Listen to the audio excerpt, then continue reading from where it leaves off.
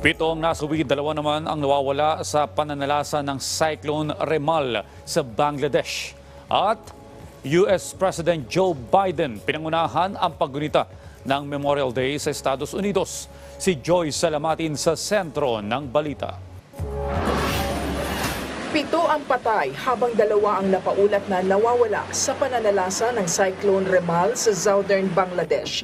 Ayon sa mga otoridad, aabot sa 800,000 ang apektado ng nasabing bagyo, kung saan libo-libo ring kabahayan ang nananatili pa ring walang supply ng kuryente. Kanselado rin ang mga flight doon dahil sa pag-shutdown ng paliparan. Nananatili ring sarado ang mga paaralan sa rehiyon. Ang Cyclone Remal ang unang bagyo na nabuo sa Bay of Bengal bago pa ang monsoon season ngayong taon. Pinangunahan naman ni US President Joe Biden ang paggunita ng Memorial Day sa Arlington National Cemetery sa Arlington, Virginia. Sa kanyang talumpati, sinabi ni Biden na ang bawat henerasyon ay hindi dapat mabaliwala ang naging sakripisyo ng mga service member ng kanilang bansa. Inalala rin ni Biden ang kanyang anak na si Beau na naglingkod noong panahon ng Iraq War at namatay dahil sa brain cancer.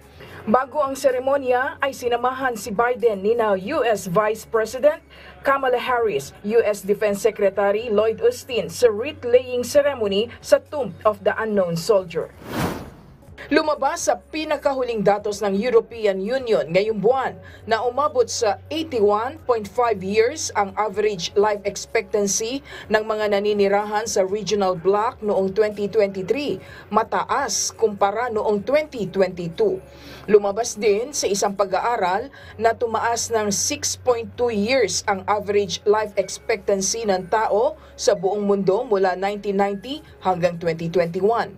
Ang Sub-Saharan Africa ang nakaranas ng may pinakamalaking pagtaas sa life expectancy na aabot ng 10.7 years. Aabot naman sa 77.5 years ang average life expectancy sa Estados Unidos batay sa pinakahuli nilang datos.